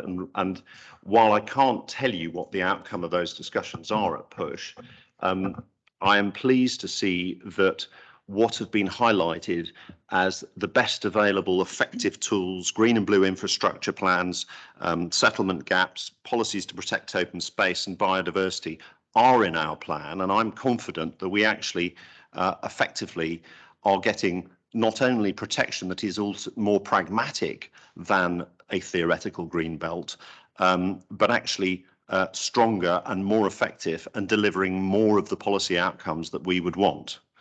Now, I'm open to be corrected on my sort of mini discourse. I'm hoping to on go the to subject, Councillor but, Porter, Councillor Todd. I don't know. Can I just make a quick point? Sorry. I'll leave it there in case officers need to correct anything that I've said.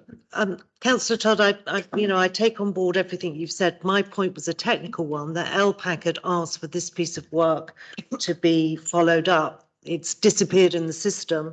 I think an acknowledgement somewhere that that discussion is going on is an important one, because there was a motion to council about Greenbelt and we've lost it along the way. And I think we should just acknowledge where we are so that everyone is of a common understanding of the status, not necessarily whether we're for or against, as you clearly are, but actually just the position that we as a council have adopted. The action from Scrutiny I'm going to put forward is the Greenbelt. What is the status of this work and how will it impact our plan? That will be the action. So to clarify as part of that, Councillor Porter. I think that's a difficult statement. It's more the fact that the LPAG had asked for it to be done. As far as I know, the outcome from Push has been, a paper's been written, but it's not in the public arena. In that case, the report. So therefore, that's what it should state, rather than what's the outcome, because I think that's the important point at this point, because as a result of that, it can't be discussed. But it's saying what is the status, therefore the status is it's still set I think Push. So we just need it's the status that it's not our view on it, because we can't have a view until Push has had that view on it as a whole. Councillor Ross. I'd just like to say that I don't think it's the view of this meeting that should be included. So I'm not supporting. I'd like to ask for a vote if you're insisting that what you're saying about the Greenbelt should be included, because I think it's irrelevant. I think it's been clear that it's not an option, and I don't think that we should be bothering wasting time talking about the Greenbelt when it's not an option. Because it's under Push and because it was a specific motion, we should make reference to it. So if we incorporate an update in the report to set out the work with Push, which includes the Greenbelt, and how's that relevant to our plan, specifically Greenbelt and housing allocation, we need to refer to it somewhere because it was a recommendation.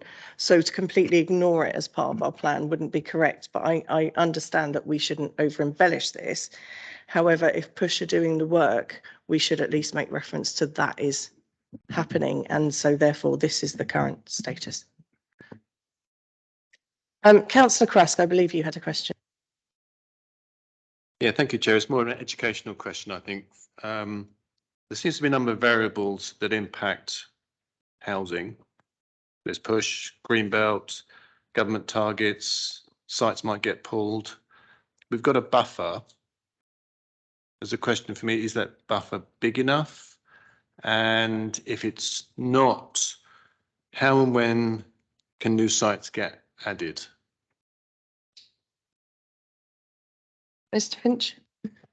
Thank you. It's a good question. As I said before, we haven't there's not a formula you can use, unlike you can for your housing number, because the government gives you a formula. There's no prescription, if you like, to building buffers into local plans. But I think not building a buffer in would for all the reasons I explained, I won't restate, would be extremely risky and could cause massive problems further down the line. So basically, what that figure gives you, we found it was a reasonable figure based on the current picture in terms of what we might expect to come have to accommodate if, as part of a wider need, or indeed as sites drop off that we thought we could rely upon, etc., or the housing figure generated by the government formula were to change and were to go up.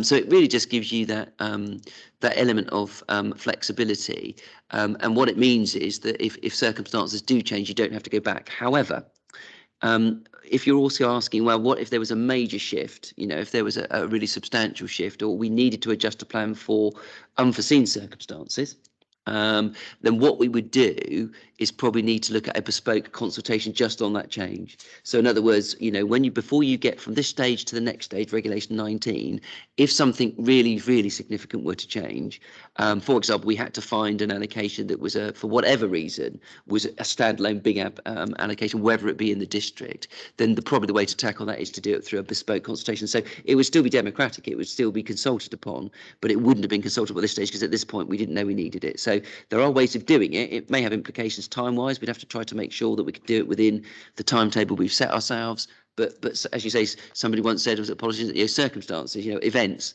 and if events change, then we have to adapt to them. But that gives us, I think, a right degree of flexibility to adapt to most events. But if there was a sea change for whatever reason, then obviously you'd have to reassess it at that point. Thank you, Chair. Thank you, Mr. Finch. Councillor Porter. Thank you. I believe that I am confident that the protection of green spaces as they currently stand are good in the local plan. But I do acknowledge that there was a conversation about the paper and it should be pointed out in the cabinet paper about the progress of the push work, because Winchester has put a significant amount of money into that and we are watching it extremely carefully. I think that's completely reasonable in the cabinet paper, but I don't think it should be in the Regulation 18 document. Okay. I mean, we're not questioning whether the green work is sound. We're just saying that the LPAG piece was a recommendation. It was a motion to council. Which is why I'm making that point now. Yeah. Councillor Todd. I've just checked the minutes for the council meeting where the Greenbelt motion came forward, and it was very heavily amended by Councillor Porter and I. And one of the things that we specifically asked before it was referred to LPAG was whether the motion was changed to look at whether there are better mechanisms to protect green space right across the district. So if there is any reference to that discussion, I think it's helpful that we have a proper reference to what the actual decision was at full council, because it was a heavily amended motion versus what was originally put forward, and what response there was further in the process to that particular point, because I don't want the decision that was made at full council to be mischaracterised.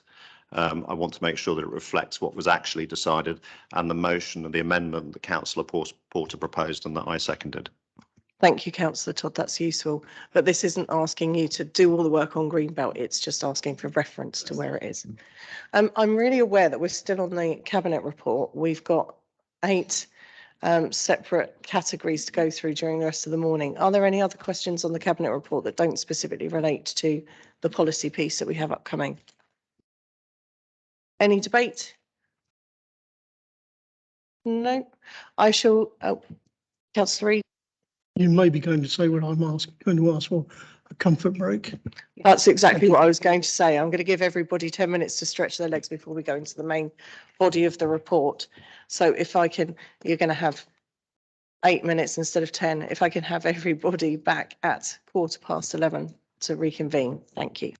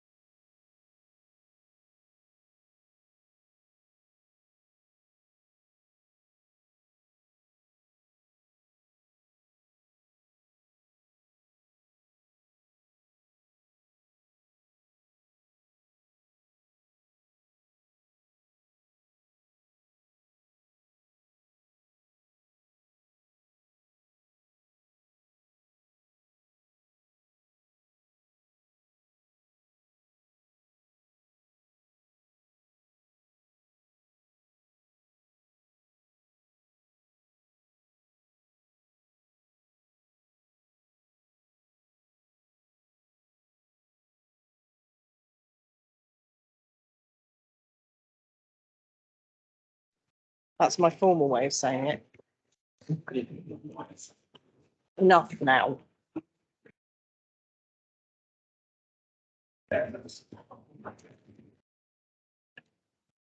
So to finish off the previous section, I just want to advise you of the actions that we've got written down. So we spoke quite a lot about Letty, but I had just to clarify why this standard was used. It might be worth making reference to. A recommendation, could the CAB report be amended at 14.42 to allow parish councils to be better briefed and consulted going forwards? Risk management mitigation, to finish off the sentence, it will be necessary to also include risk of planning policy changing in that risk management piece. Consideration of car parking policies, specifically reduction of car parking based on public transport outside of Winchester, because that's a real concern. Can the and it was just a question, can the flexibility be played by developers? So it's just a thought whether that needs to be clarified in any way. 14.19, the change may not to will not regarding use of cars. Incorporate an update in the report to set out work with push relevant to our plan, specifically Greenbelt and housing allocation. Are there any other actions anybody feels I've missed? Councillor Cook. Thank you, Chair. Can I just go back to when the members of the general public and fellow councillors asked questions? Obviously, we weren't in a position to, or they weren't answered, all of their questions weren't answered. They are sending these questions in. Can we define when those questions will be answered by? Or do we have a date that we're working towards, a timeline, if I may ask? Thank you. The answers to those questions will be incorporated in the Cabinet report. Thank you. Okay, so we've noted that section, we've scrutinised it, so thank you. We shall now move on. So, introduction. Adrian, would you like to introduce the introduction? Well, thank you, Councillor Brooke. I think obviously this is a skill that we've tried to do, is obviously keep the introduction fairly succinct and precise in terms of obviously what it's saying, because I think the trouble is you can go to town with these introductions and mention it. And for example, it does mention the evidence base. And what we've specifically not done is try to pull out all the strands of the evidence base in the introduction. We've obviously, in the topics themselves, identified the key issues. And I think that's a more straightforward way of doing it. So I'll just stop there, but happy to answer any questions. Thank you. Thank you, Mr. Fox. So the introduction piece starts on page 17 of the local plan, page 42 of our agenda pack. Does anybody have any questions on SP1 within the introduction?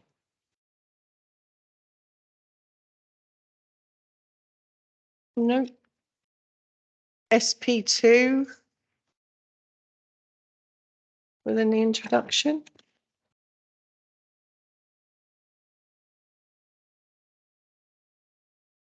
People need a few moments.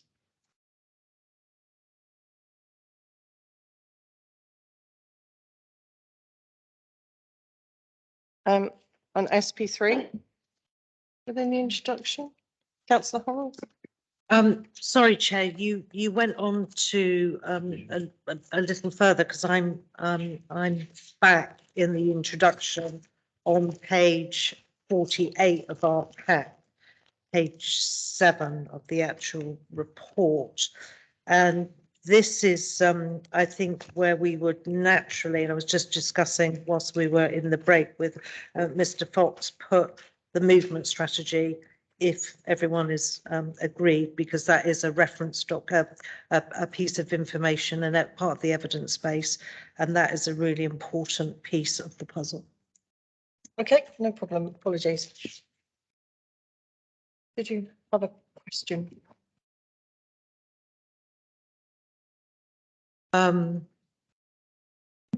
Sorry, Chair, I have, again, before we get to, this is in the introduction, before we get to the policies.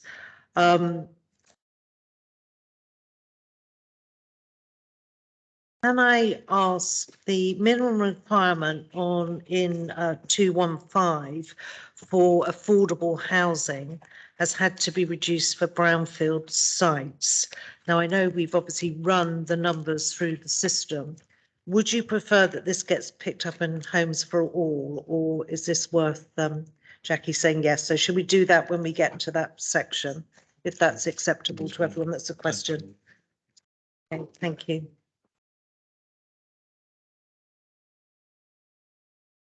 Do we have any other questions on the how the document was prepared sections?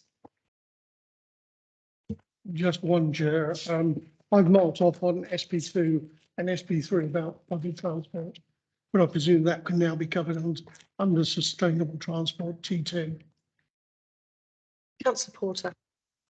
In the introduction, paragraph 211, the Winchester Movement Study could be in that section. There's a whole series of reports. Sorry, Councillor Porter, you're quite quiet again. Am I? Oh, right. Okay, I'll move it closer. A quiet voice. I'm just saying in paragraph 211, it's the series of evidence bases that we've used to prepare the plan. The Winchester Movement Strategy could be in that evidence base. Thank you, Councillor Porter.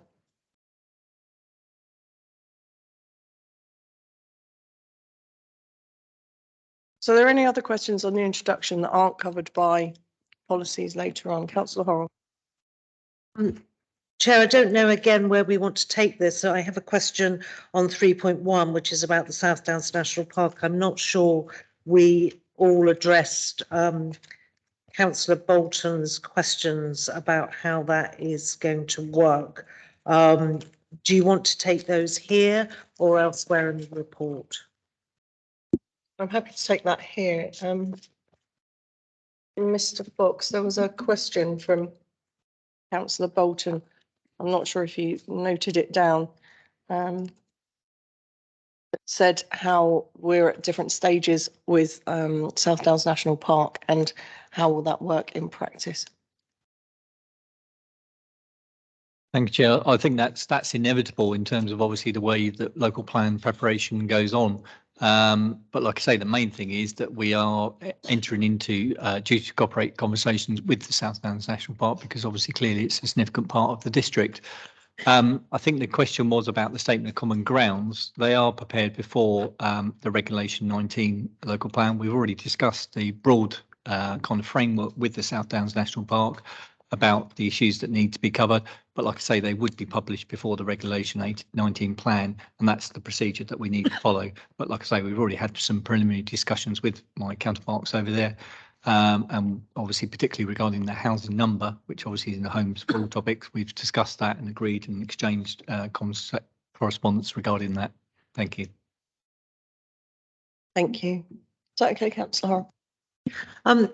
So, Chair, if we've discussed sites, because obviously the sites are visible in our plan to everyone, but if you've discussed sites that sort of sit across the borders, and I've spoken to a couple of councillors who represent wards that have a foot in both camps, as it were, District and South Downs, they're not aware of that. They're not party to that. So how can we have that visibility for all of those wards where they have two plans coming together and potentially colliding if they don't understand what those elements are when there's a call for sites in the South Downs National Park currently? So just trying to get clarity, because those councillors don't have that at this point. Thank you. I think it all comes down to dialogue about with the officers from the South Downs National Park. Obviously, there's a call for sites. I've spoken to parish councils that straddle obviously the South Downs National Park, and they've said, well, actually, housing might be appropriate on this site, and alerted the officers to that. But I think it all comes down to dialogue with the officers from the South Downs National Park. And I would hope that obviously the officers, when they do their call for sites, if there are sites that are adjacent to our kind of area, they reciprocate that kind of agreement. But I think it's all to do with having those conversations, and I'm confident those conversations are taking place, particularly at my level, in terms of obviously my counterpart there.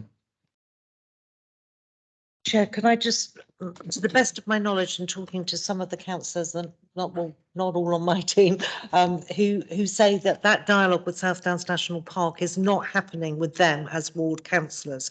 They're both nodding at me in the audience. So I think I've interpreted what they've said correctly, that they are not, in the same way we're all included with you for the district, they're not included in the South Downs National Park conversation in the same way. How can you help them to have that in, because they're getting a bit of a stonewall from South Downs?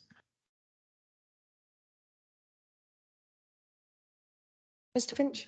I think actually, I mean, we have a good working relationship. As you know, we deliver a planning service for them. So I think we've done pretty well over the last decade or more since they first became an entity. And of course, we produced a joint plan with them to begin with, a joint core strategy, and now they produced their own plan and they're about to review it. And as Adrian Fox has explained, it is, I never use the word inevitable, but I'll use it here. It's inevitable that local plans will never be at the same place in the cycle when you've got so many across even just South Hampshire. So the reason you have duty cooperate, etc., is to resolve those sorts of cross-boundary issues. I mean, historically, it's not been a particular issue that we've suffered from that, in terms of we've not had a particular issue, and I'm not aware there have been particular problems where they've done something in the current plan that perhaps we wouldn't have been comfortable with. But what we can't do, and what they need to do, and looking across at your councillor colleagues, is raise that directly with the park. You know, talk to somebody there, like Tim Slaney, for example, nodding, because really that's for them to do as well. I mean, we obviously have been in dialogue, as you know, with our parishes about the potential site allocations. I can't speak for them, but I would just suggest raise it with Tim Slaney or somebody at the park to say, look, we want to be in the loop. We crossed the boundary here, and that would be my suggestion. Thank you, Chair. Councillor Porter? Thank you. Certainly, this has been an acknowledged problem of the villages that are the string of villages along the edge. If we want to develop the 15-minute neighbourhood principle, that the centre of the village is in the centre and not at one side, then the current planning arrangement at the National Park is a problem to that, because it cuts off effectively half of the village potential. It's been an accepted conversation, and that's the conversation our officers have taken away. And that's a conversation I've had with quite a few of those villages as well. And they've also come to LPAG and expressed that. Bishop's Waltham was an example of that.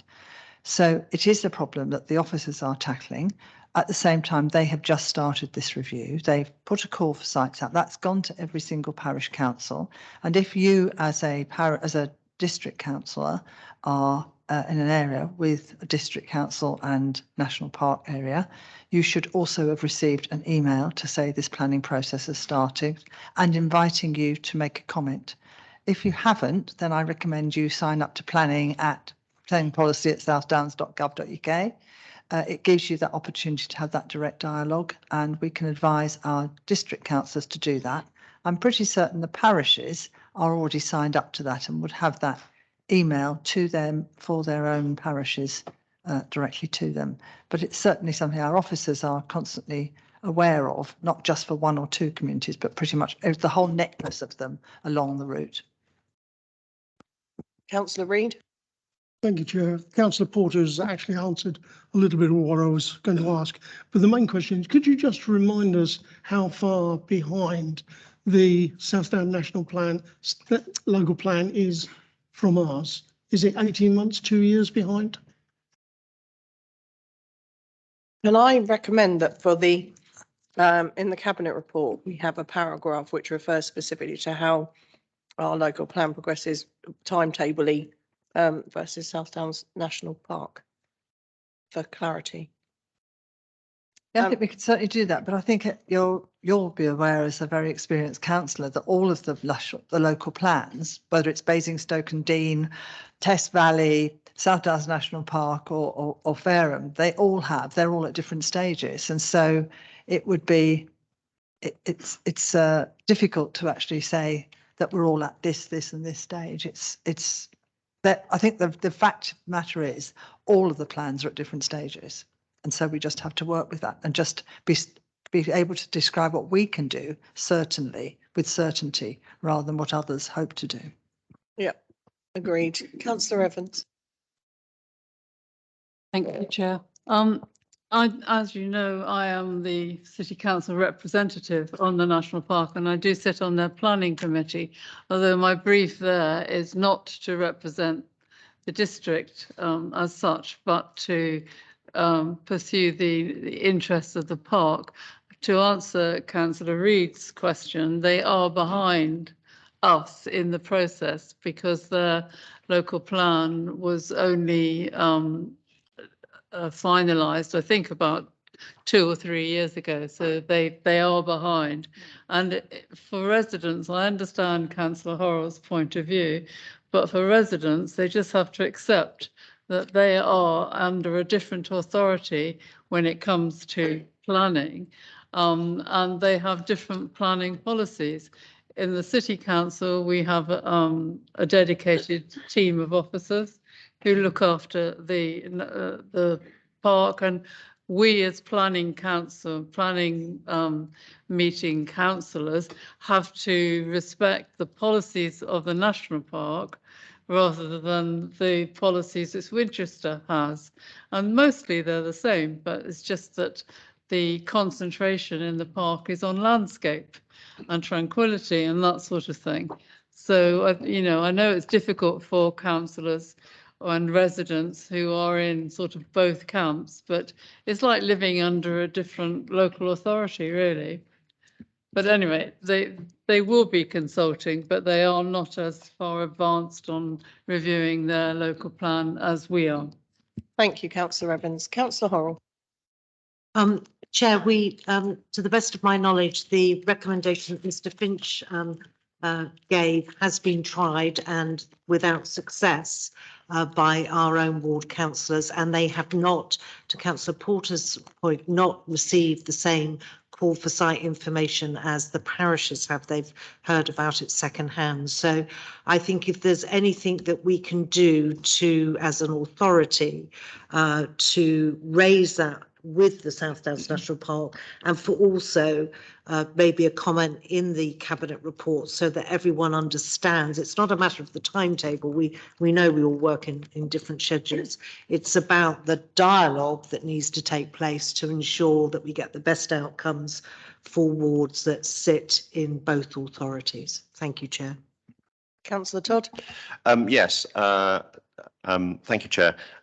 In the same way as I've had conversations with Havant and Push and talked about how ward members can be appropriately involved, I'm on top of the formal structures that we have in place. If there is something that either I or the Chief Executive can do on a sort of informal, small p political basis to express our requirement and our wish that our ward members are involved, then I'm more than happy to take that on and work on that with the Chief Executive. Thank you, Councillor Todd. That's appreciated. Do we have any other questions? Councillor Horrell. Just one small thing, Chair, on page 59, we talk about vibrant local economy in N. We mentioned the city and South Downs National Park. I think our market towns feel that they're probably supporting the cultural visitor and tourism economy, and I wondered whether we might see fit to add them to that particular bullet point. Does anybody have any comments on that? Nobody's looking at me for. Chair, it does say including rather than exclusively, so they're not excluded. It's just you can't list everywhere. You might as well just say across the district. So, okay, I shall note it. And Councillor Paul. I think that's the sort of comment that could come in through the Reg 18 consultation process, actually. Understood. Chair, perhaps it would just be helpful to just remind members who are with us at the table today that the local plans team are capturing all of these comments that are made, and as the chair indicated, moving them into comments that could be better made under the Regulation 18 consultation, ones that are indicating a technical aspect we need to look at, and ones which members are clearly expressing that there needs to be more strength put around the comment in order to ensure our plan can go out for consultation. And I think that Councillor Brooke will take all these comments, and we might just need to move through some of them so that we can hear all your views on the policy aspects that are coming up, which we need to get to really by around like 1 o'clock. So I would urge us members, if there are points of detail, as Councillor Brooke indicated, that we pass those to the team, and Lead Director here will assure you that they will all be reflected, even if they weren't verbalised at the meeting today, as it's a valuable opportunity for members to comment. Thank you. Thank you, Mrs. Taylor. So yes, as mentioned in the introduction, points of technicality, if we could, small amendments, typos, that sort of thing, if we could pass those directly in writing to the team, that would be really helpful. Okay, so do we have any further comments on the introduction at all as a whole before we move on to the carbon neutrality section? Councillor Horrell. Chair, I have a question in SP2, which is the inclusion of Sir John Moore Barracks in the Winchester town. I think the parish of Littleton might have a comment on whether they're in the Winchester town. It is, I think, an issue raised, but technically, is that correct, or is that a decision that has been made by the strategic planning team? Thank you.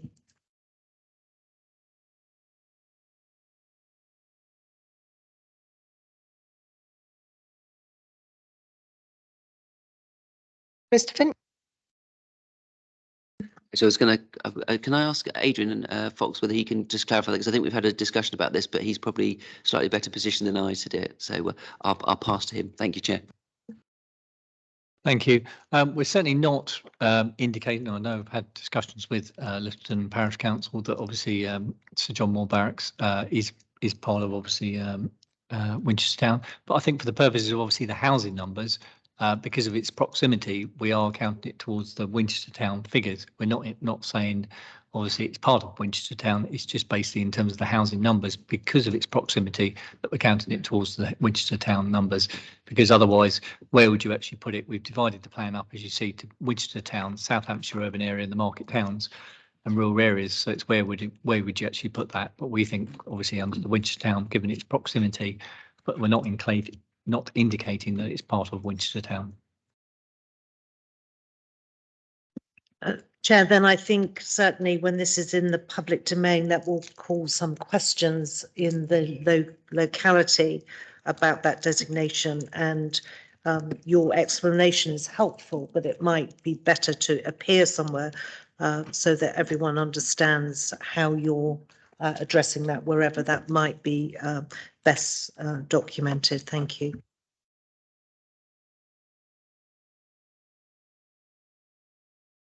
Thank you, Councillor Horrell. Councillor. I think it's the relevance of Kings Barton here, because they're actually in Headbourne-worthy. But I think we all expect those two developments to take a full part of the city's facilities, and therefore it makes sense to have them in there.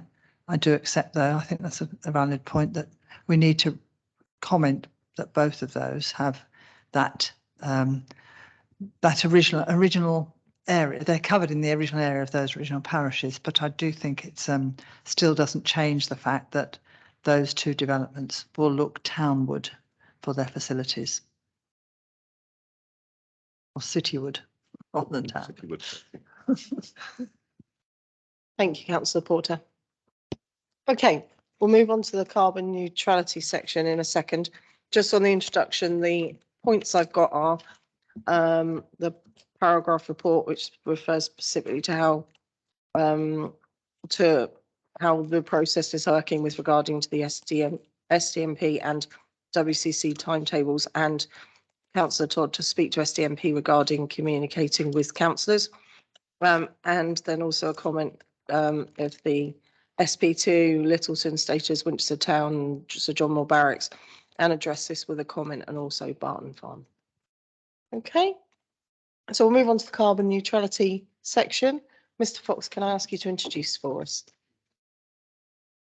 Thank you. So as I said in my opening, obviously mitigating and adapting to climate change is a critical part of the new local plan. It's definitely at the heart of the new local plan. And obviously the local plan has a key role in making sure that we deliver net zero target by 2030 in accordance with our climate emergency declaration. We have got the ability under the Planning and Environment Act to obviously set our local energy efficiency standards. And obviously we did that as part of the viability work. We did that by looking at the Part L building regulations and the future home standards and obviously the LETI standards. And that's all in the Altitude work, which is yet part of the evidence base. Policy CN3 obviously talks about the LETI energy standards for residential developments and BREEAM for non-residential developments. And the whole point of that is to avoid costly retrofitting of buildings later on, as and when obviously things happen, such as obviously the movement towards obviously banning gas boilers.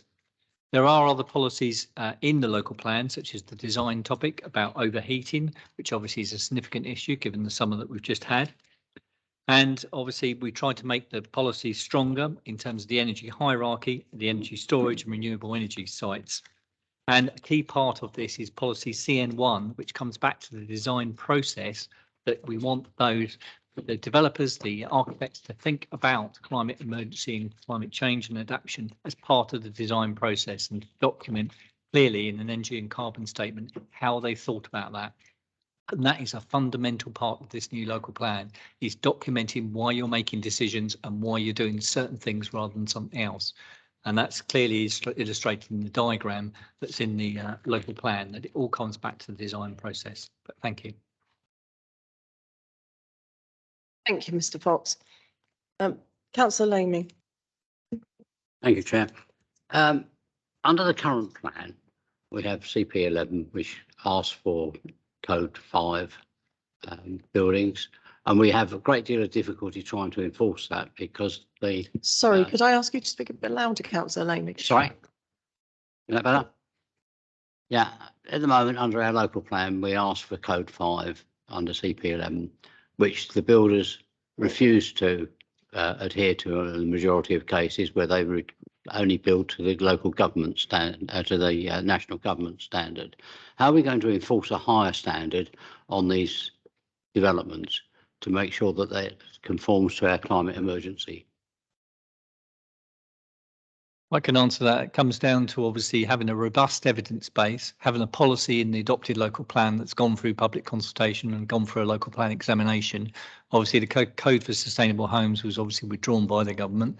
So obviously that's what we want to do in terms of obviously setting out a clear policy in our own local plan to meet our climate emergency. So it's basically going through that process, having the evidence base, going through the local plan examination process, having an adopted policy, and then obviously clearly making sure that developers, architects demonstrate that through obviously the application of that policy and policy CN1. Are you going to then look at the viability of the policy as well, so that we can enforce it that way as well?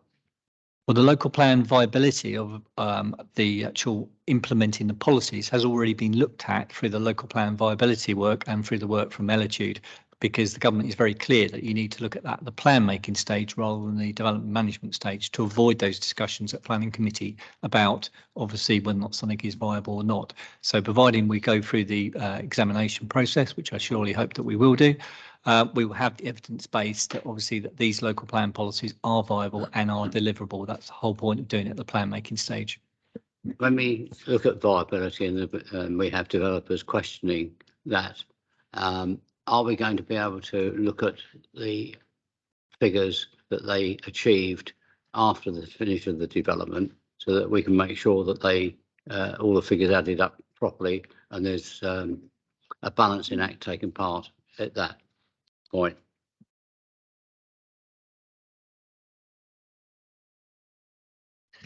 Yeah, just looking at the policy N3, it does say measurement and verification this is on page 77 in the plan, sorry, on the papers, and page 36 in the plan, and it says applicants should confirm the metering, monitoring and reporting strategy as part of the detailed planning application. The energy efficiency calculation should be carried out as part of the outline and detailed planning submissions and be reconfirmed at the pre-commencement stage. So I think that's probably covers that point. I mean, ultimately, how people use their properties, you know, in terms of how some of these standards are met, you know, you can't always regulate everything after post-occupation, but that's probably as good as we're going to get, I think. Thank you, Chair. Councillor Laming, you have queries over this. Are you happy that they proceed with this policy to go for consultation though? Yes, I think so, because I think we need to make sure that we do check the viability outcomes at the end of the day compared to what they sell the properties for. So stepping backwards on this section, I just want to know if we've got any questions before we come in detail onto the policies about the background information on the carbon neutrality section. Any questions on the background information before we come to specific policies? Councillor Porter. In view of the fact that we've highlighted LETI as a method of achieving carbon neutrality, but there is a risk people won't go to a link and they won't read it. I do believe that I'm going to be recommending that we add a page in of an infographic or something that gives people, it's right there in front of them. It's so fundamental to the whole of the paper that we can't risk people not understanding by going to a different link. It's so fundamental. CN1 is so impressive in the way in which it's describing things. We really need to make sure that people understand how much we've thought about this and how important it is that we're not just relying on government standards, we're going further. And that each individual house will take that responsibility. Thank you. I certainly have that as a comment previously, but I've written it down again. Thank you, Councillor Porter. Councillor Cross, could your question on the background information? There's a question around LETI and how that differs to building regulations and what actually gets built, and then the point around how the houses actually get used. How do we bridge the gap between LETI and building regulations? Mr. Fox. I would encourage you to read the Etude work because it clearly sets out the different standards from Part L to the future buildings, homes and LETI standards, and the running costs as well, which is an important consideration now that obviously all of our energy costs are going up. So it's all in that document. So I'd encourage you to have a look at that document. There is obviously an important point about obviously how people will use the buildings, because obviously you can put all these energy efficiency measures in, but obviously ultimately I think with the rising cost of bills, whether or not that's water usage, whether or not that's energy, people have got to become smarter, and that comes down to obviously technology helping you. I was on holiday recently and there was a shower that told me how many litres of water I used, etc. So technology is there to be used, smart meters are there, and I think it all comes down to that. But ultimately, if it's hurting you in terms of your wallet, you will adapt your ways that you use your heating, your water or anything like that, because obviously with the rising costs, it's on everybody's minds. Thank you. Any other questions on the background information? No. Okay, so coming on to policy CN1. Councillor Westwood. Thank you, Chair. In policy CN1, there's an explicit reference to excluding extensions within this policy, building extensions. So my question Sorry, can you speak louder? So there's a specific mention of excluding extensions within this policy, building extensions. So my question is, firstly, why have we excluded extensions? And secondly, how can our policies enforce the correct energy efficiency and carbon standards of extensions that people make to the properties? Mr. Fox, is that one for you? I think we're trying to be realistic about how you could actually apply the policy to extensions, because obviously some of these things you have to build in when you're doing part of the design process and building a property, and to require it for obviously an extension, you're obviously putting something onto an existing building. I think it'd be very hard to basically have those. Obviously the normal extension would have to comply with current building regs, but to obviously ask for some of these things, such as obviously the bullet points there about sustainable modes of transport, how could you do that with an extension? I think that's why we're saying basically this applies to basically new build and not extension. So I think we're just trying to be realistic about what we can achieve. Thank you, Chair.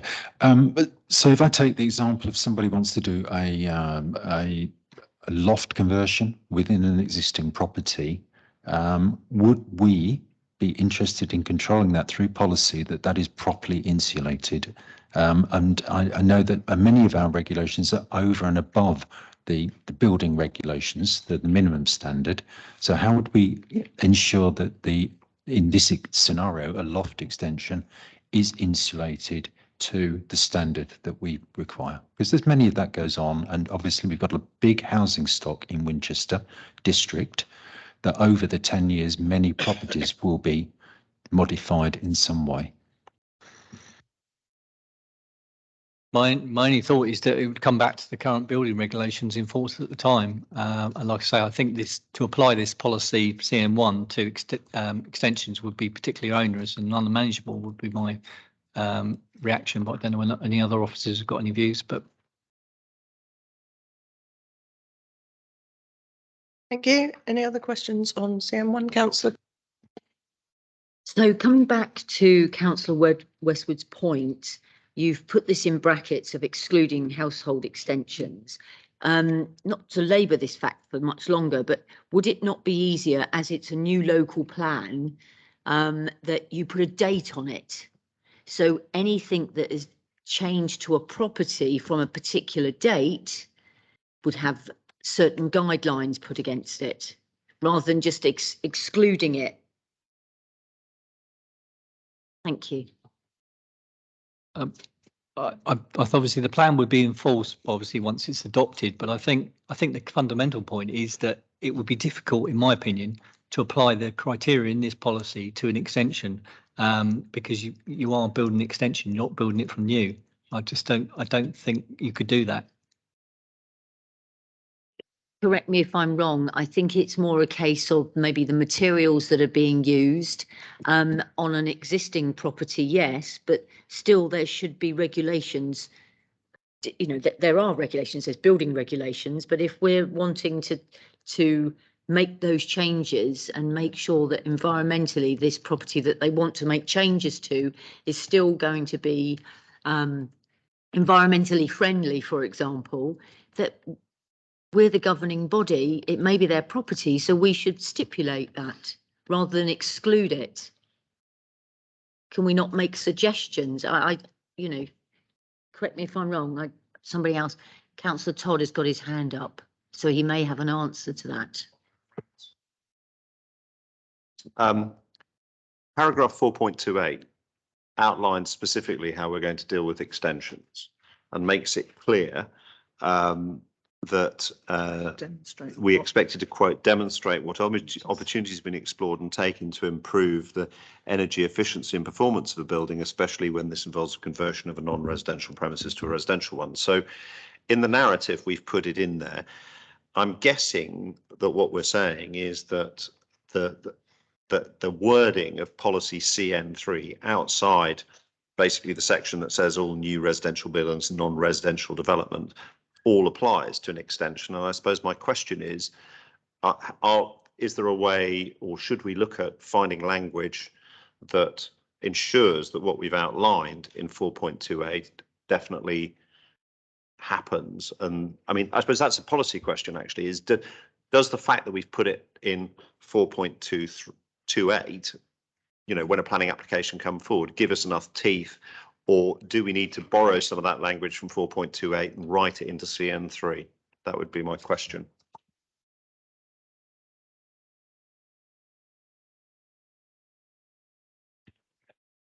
Okay, so is it the view of the committee that we take this away and look at it?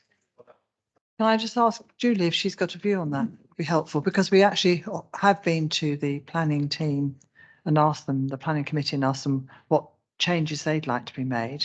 And this is an example of where perhaps they think it could be made. Ms. Pinnock? Yeah, thank you very much. I think the difficulty would be you'd have a two-tier system, wouldn't you, of those extensions and alterations that don't require planning permission because they're permitted development, which is perhaps in the example Councillor Crass gave, a loft conversion. Normally that wouldn't require planning permission. So those homeowners would revert to requiring building regulations. So it would only be those extensions that required planning permission, if you were talking about applying it, that would have it. And I think nationally, the guidance is that, imposing those sorts of conditions need to meet the tests, and whether that's reasonable, proportionate. And I'm just not sure with the requirement for retro that would be required on a homeowner, that would be reasonable. And I think that's perhaps where we've come to in terms of our discussions internally on that, on householder extensions and alterations. So I don't know if that's helpful, Chair. Thank you, Mr. Pinnock. So is it the view of the committee that we take this away and ask officers to just have a look at it a little bit further? Yes? Okay. They can obviously re-listen to this to take the exact points. Thank you. Any other questions on policy CN1? No. In that case, we'll move on to CN2. Do we have any questions on policy CN2?